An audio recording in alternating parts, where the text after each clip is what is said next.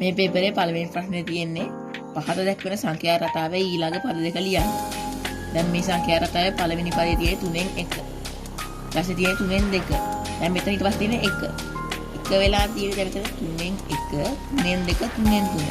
3න් 3 කියන එක අපිට 1 කියලා ලියන්න පුළුවන්. ඊපස්සේ දැන් එහෙම රටාව දිගටම ගියොත් අපිට මෙතෙන්ට 3න් 4 කියලා දාන්න පුළුවන්. 3න් 4 දැන් මෙතන විෂම භාගයන් නිසා අපිට උනම් මේක මෙහෙම ලියන්න පුළුවන්. එකෙන් 3න් 1 කියලා ලියන්න පුළුවන්. ඊපස්සයිමත් ඊළඟ පදේට 3න් 5 කියලා. ඒකත් අපිට ඕන නම් විශ්ව සංඛ්‍යාවක් විදියට මෙන්න මෙහෙම 1න් 3න් 2 කියලා ලියන්න පුළුවන්. ඊපස්ස අපි දැන් දෙවෙනි ප්‍රශ්නේ බලමු. ඒක තියෙන්නේ 155 10 පාදෙන් තියෙන්නේ. මේම සංඛ්‍යාව දෙකේ පාදයට හරවා තමයි අපි ලියන්නේ කියලා තියෙන්නේ. දැන් මේක කරද්දී අපිට මෙහෙම කරන්න පුළුවන්. 155 ලියාගෙන මෙන්න මේ ආකාරයට දෙකෙන් බෙදාගෙන පල්ලෙහාට යන්න හැකියි. 150 දෙකෙන් බෙදුවට පස්සේ 155 වෙන 154 නේ බෙදෙන්නේ. කොට 155 මෙතෙන් දෙකෙන් බෙදුවට පස්සේ 74යි එකක් ඉතුරු වෙනවනේ. ඒ ඉතුරු වෙච්ච එක මෙන්න මෙහෙම ලියා ගන්නවා. සායමත් 74 ආයිමත් දෙකෙන් බෙදෙනවා. එතකොට එනවා 37යි 37යි ඉතුරු නැනේ කියා ගන්න බිංදුව ලියා ගන්න. ආයිමත් එක දෙකෙන් බෙදෙනවා. මේක දැන් දෙකෙන් බෙදුවට පස්සේ 17යි ඉතුරු වෙනවා එකක්. ආයිමත් දෙකෙන් බෙදන්න පුළුවන්. අපි ආයිත් දෙකෙන්. කොට 9යි ඉතුරු බිංදුව. ආයිමත් දෙකෙන් බෙදෙනවා.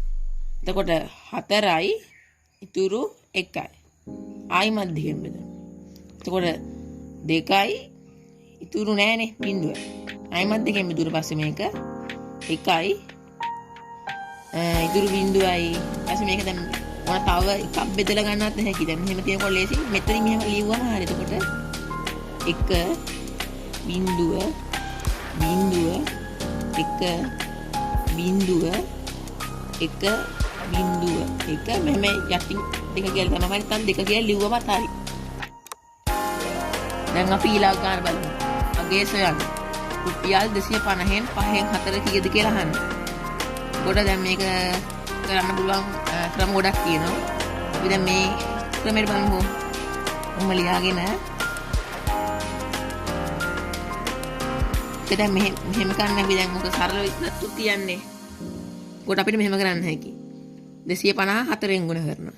එතකොට 1000යි මම ගුණ කරලා පෙන්නන්න.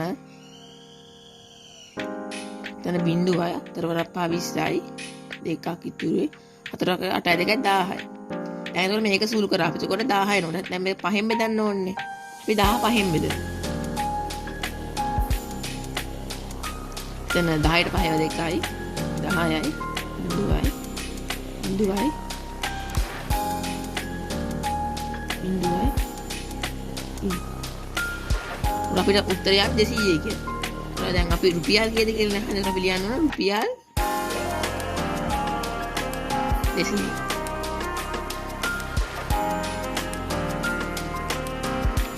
අපි දැන් ඊළඟ ගන්න බලමු. ඒකේ තියෙන්නේ ඇදුම් වෙලෙන්දකු රුපියල් 1500කට මිලදීගත් සාරියක් රුපියල් 1800කට විකුණුවේ නම් ලාභ ප්‍රතිශතය සොයන්න. ඒක අපි දැන් මුලින්ම දැන් ලාභයක් කියන්නේ දැන් ගත් මිලට වඩා ලාභයක් ලැබෙන නම් වැඩිපුර විකුණන්න ඕනේ වැඩි මිලකට. දැන් මේ වෙලෙන්ද මේක 1500කට අරන් තියෙන්නේ. විකුණලා තියෙන 1800කට. අපි මුලින්ම මේක ලාභය හොයා ගන්න ඕනේ. ලාභය හොයා ගන්න හැකි අපිට මෙන්න මෙහෙම 1800න් 1500ක් අඩු කරන්න. අපිට එනවා රුපියල් 300. රුපියල් 300 තමයි මේ වෙලෙන්දගේ ලාභය. අපි දැන් අහන්නේ ලාභ ප්‍රතිශතයනේ. ලාභය නෙවෙයි අහන්නේ ලාභ ප්‍රතිශතය අහන්නේ. එතකොට මේකේ ගත් මිල 1500යිනේ. ලාභය තිබෙ දෙනවා රුපියල් 300. අපි දැන් ලාභ ප්‍රතිශතය අහන නිසා මේක 100 සුළු කරන්න ඕනේ. එතකොට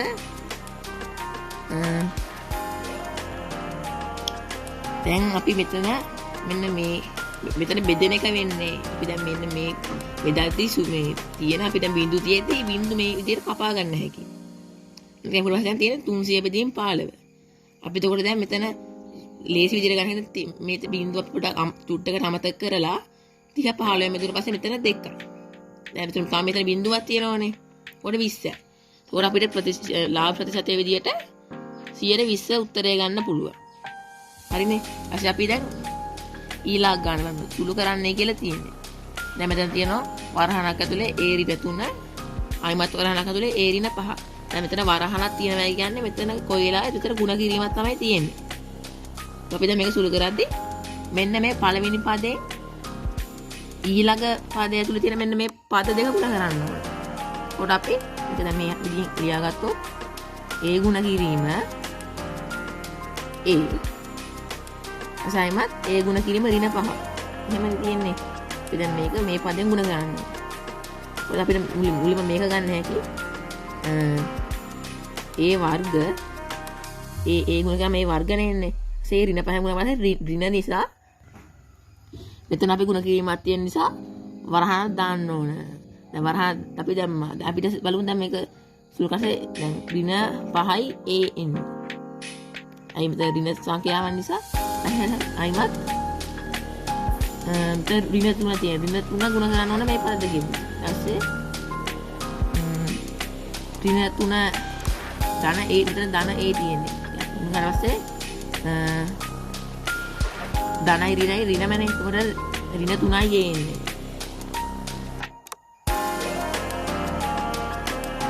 ඒ තුනයි සයිමත් දැන් මෙතන දැන් මේ සුකරම මේක සයිමත් මෙතන තියෙනවා. ඍණ 3 ගුණ කිරීම ඍණ 5. දැන් මෙතන එක වගේම ලකුණු දෙකක් තුනක් දැන් ඍණනේ ගුණ කිරීම ගද්දී දැන්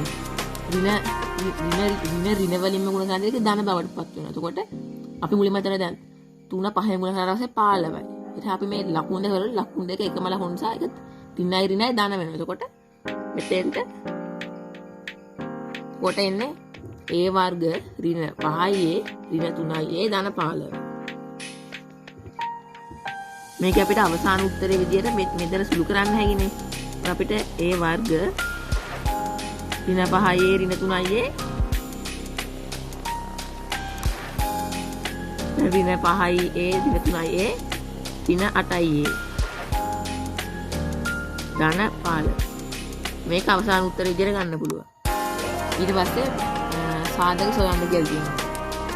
64 ඍණ a වර්ග කියලා තියෙනවා. මේ 64 කියන්නේ වර්ග සංඛ්‍යාව. දැන් මෙතන වර්ග සංඛ්‍යාව කියන්නේ මේකට අපි වර්ගමූලේ අපි චක්‍රේ දන්න ඕනේ. එතකොට අපිට දැන් මේ වගේ එකක් දැක්කම නම් කියන්න පුළුවන් මේකේ වර්ගමූලේ 8 කියලා කියන්න හැකියි. දැන් අපි 8 කියලා මේක දන්නව නම් දන්නේ නැති කට්ටියන්න මේක හදන්න ක්‍රමයක් තියෙනවා. දැන් මේක 64නේ. අපි 8 අරගෙන 8 ඍණ a වරහණක් දානවා. මේ උඩ තියෙන මේ 64 ඍණ a වර්ග කියන එක සුළු මේ සරල කරගත්ත පස්සේ අපිට මෙහෙම ලියා ගන්න පුළුවන්. මේක දැන් වර්ග දෙකක අන්තරයක් විදිහට සාධක සොයන්නේ කියලා තියෙන්නේ. දැන් ඒක වර්ග දෙක අන්තරයක් විදිහට ලියනකොට 8 ඍණ a වරහණක් දානවා. එසයිමත් අයිත් වරහණක් දාලා 8 ධන a. ඒක තමයි අවසාන උත්තරේ.